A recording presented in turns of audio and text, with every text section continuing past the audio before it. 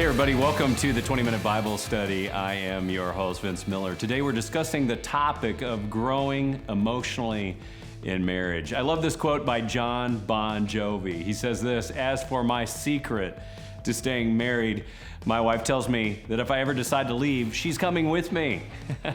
How about that for a sentence? But there's also a great point in there, right? The challenge of marriage is an emotional one. Marriage can be this great emotional blessing, and it can also be an emotional challenge all at the same time. Problems often arise because we men do not invest the time we should in emotionally connecting with our wife. But for most women, and I would suggest most men too, the emotional connection is an essential item in the relationship. As men, we can be clueless as to the fact that we're reaching an emotional deficit or impasse with our wives, which usually results in growing stress, struggle, and anxiety. Often this occurs in the form of reactions and responses that seem to arise, suddenly to us. And the awful part of the experience for men is the complications that result. Often these complications continue for days or seasons in our relationship, and while they do catch us by surprise, they really shouldn't. So here's 5 things you can do to grow your marriage emotional intelligence. Number 1, name the emotional responses you're having.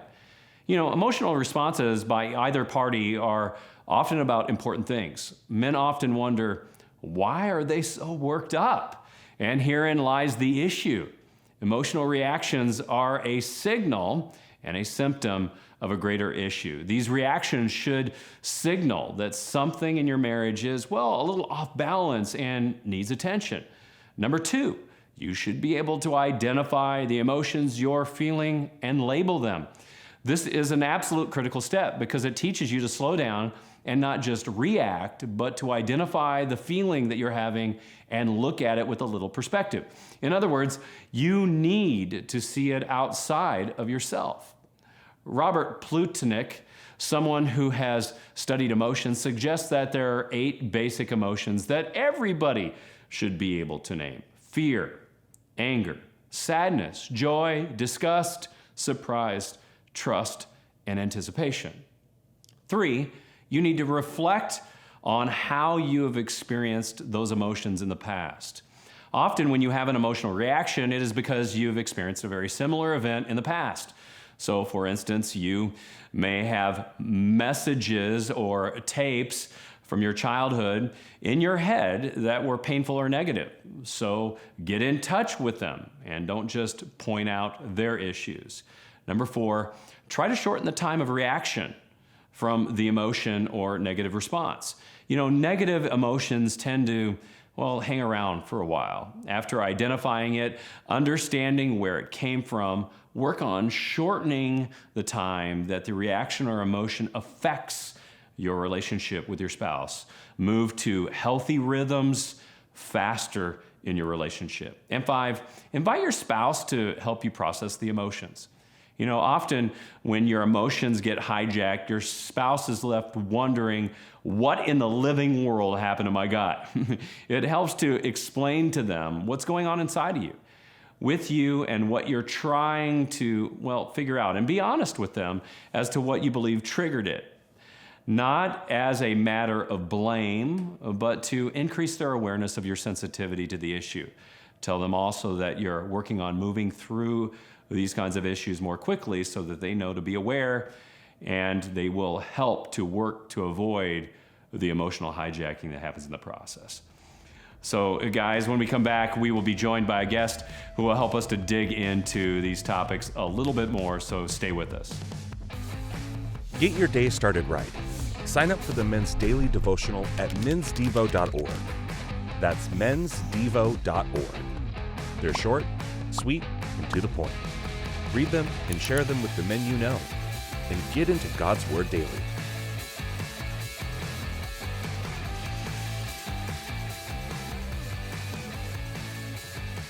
All right, thanks for joining us again. We're sitting here with Tyler VanEps. Thanks for being with us again, For sure, man. It's good to be here. I love hanging out with you. I think God has got a great story working through your life, and so we're excited to hear more about it. So, we're talking about kind of this emotional connection we have in our marriage with our spouse. I know you don't know. I don't know. We got to figure it out over a long time, right? But describe the emotional relationship that you had with your father growing up. What was that like? My father growing up. Yeah, I connected a lot with my dad through sports. I think the best memories I have, some of the richest memories I have, are all around weekend baseball or basketball tournaments. You're waking up at 5:30 a.m. to drive to a place. You grab, sit down at Perkins on the way or something like that. And I think those are a lot of the richest memories I have with my dad, is being able to bond around activities and sports. Yeah, exactly. Now take a second now to describe the relationship, the emotional relationship you witnessed between your father and your mother. Was it different than that? Oh, absolutely. Yeah, I mean, it's...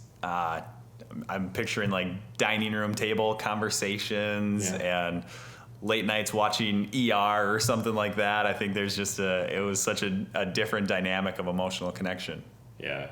It is. It's interesting that really, a child and his father will relate differently than a father will with your mother, for example. And the connection there is sometimes readily seen and sometimes it isn't. I'm wondering, do you think you witnessed a lot of it, or you just witnessed a little piece of it, or sometimes you only saw one side of kind of that emotional connection or disconnection? What's your opinion on that? You definitely hear emotional conflict more than you hear emotional connection or synergy and stuff like that. It's interesting. You hear the arguments, you hear the fights, because they're usually loud and they're obnoxious and everybody's privy to them, right? Unless there's some people that do close the bedroom door and try to have those conversations in quiet, but you can still kind of whisper. You're still kind of hearing, but it just depends on how your mother and father lived that out. I know that me and my wife lived that out in a certain way, and that's been difficult for me to kind of manage and understand. I'm sure you and your wife have managed that in different ways, but everybody kind of manages this emotional connection, but usually what we hear is the strained emotional connection. And unfortunately, we don't often witness the healing or appropriate emotional connection or affection or, emotional sharing as children with our parents. We just don't witness it. And therefore it kind of strains us to really understand how to do it. I'm kind of curious when you and your wife kind of begin to become one, right? Like there's some strain in that too, right? Has it been easy finding an emotional connection for you and your wife, or has it been something you had to work on? Totally seamless. It's been perfect. I knew it. I knew you're the one guy out there. I knew I was going to sit in front of him. Just torpedo the whole show. I know, yeah. No, it's definitely a challenge. It's a challenge in any relationship. I think especially when you get down to a marriage relationship, just the amount of exposure, transparency, you just see everything, the good, the bad, the ugly, and everything in between. And I think that it makes it a challenge. And you get into places where there's so much comfort that it's easy to just become a little immune to the emotional needs that you guys experience together. Yeah, I think that, this emotional connection thing is not easy, right? Like we have to work at it. Right. And when two families are coming together, they're bringing different kinds of styles into the marriage, and so we have different ways of dealing with things. I'm the kind of guy that will sometimes I want to bury my feelings. My wife she'll want to expose her feelings, and she'll want me to kind of work through them with her, and I've had to learn to kind of bend toward that. Now, I love this quote by John Bon Jovi. I know you probably laughed when I gave it. It's like, but it's my wife's favorite music artist, so we're going to use it anyway. He says, "As for my secret to staying married, my wife tells me that if I ever decide to leave, she's coming with me." Now, I love that quote because I think it shows a fervor, but it shows, I think, too, how easy it is for one person to bail and for one person to chase them down, right? And I love his wife's commitment to that. Like, look, I'm coming after you, boy, and I'm going to chase you down. Now, it can be kind of scary sometimes to hear something like that, but I love the commitment and the veracity, right? We men, we don't have sometimes that same veracity, right? We want to run from conflict. We want to run from issues. We find other means to get fulfillment in life, but we really don't run towards really emotional health. What do you appreciate about John Bon Jovi's quote here? Am I missing something? Is he No. right on about this? I think it's right on. I mean, like you, I identify with my standard operating procedure is to just kind of bury emotions or just set them aside. I put them in this box and like, all right, this is a special little box that we open once a week. Get it all out, and then we move on. But I think the challenge is for me to be able to do that more regularly. Just kind of it diffuses pressure across our entire marriage. And when I'm able to expose myself emotionally more consistently, it helps. And I don't, otherwise I turn into the other side of things where it's like, all right, if we're going to go for this, we're going for this. And I'm not letting up until and then my wife will need space. She'll retreat a little bit and say, hey, I've got to process it a little bit. And I'll be the guy that's like, no, this is happening now. We're solving it now. Yeah, we got to figure things out sometimes. We got to push into it, one party or another. Now, Genesis 2:24 is a classic marital verse. Now, I want to read it because I think it's important for us to have a discussion about this as we look at the Bible. But it says, therefore, a man shall leave his father and mother and hold fast to his wife, and they shall become one flesh. Mm-hmm. Now, I love the picture of one fleshness because it almost sounds like there's a mixing of DNA, right? Which we know that happens through, marriage, through intimacy, through the giving of life, through children, right? There's that example. But it's us becoming one flesh, me with my wife and you with your wife, and there's this one fleshness there that we find.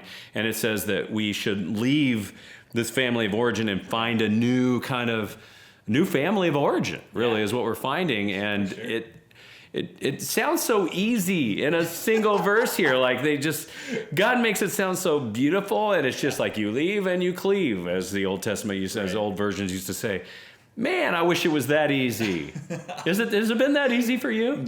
No, definitely not. Yeah, it hasn't been for me either. I don't know why it makes it look so easy here. We need to get him to rewrite this for us, maybe in a different way. Exactly. You shall leave your father and mother and go through a painful cleaving process with your wife over many, many years. And here I am 23 You'll years. leave and come back, leave and come back, leave and come back. Then you'll go and cleave and hold fast a little bit. Right, yeah. And I actually like those words there, hold fast, right? There's a process of holding on to new ways of life and new ways of living, and we have to learn to do that. And I think that's what makes this emotional connection really hard, right? Yeah. I don't know how you feel about it, but I feel like I've been through 23 years of amazing marriage, and it's been full of ups and downs, but there's emotional connection that has happened and that has been broken, maybe because of my lack of awareness of knowing how to do it, my lack of pushing through. And clearly, I mentioned some points today on kind of how to push through some of that. Mm-hmm. Is there one of those points that maybe stood out to you? Oh man, remind me of a couple of them again. I mentioned 5 that I thought were pretty significant, and one of them is going to have an impact on you, I'm sure. So name emotional responses you have. Then there's identifying the emotions that you're having and label it. Then there's reflect on how you've experienced this in the past. Ooh, the shorten one. There you go. Okay. That's the one that stuck out to me. I think that's been my wife and I are both strong leaders. Yeah. Both opinionated. We both like to hold fast. Yeah. You have not your control. ways. We like to hold fast. To your ways, not to exactly. Right? Yeah. That's the distinction. Hold fast to not to my own ways.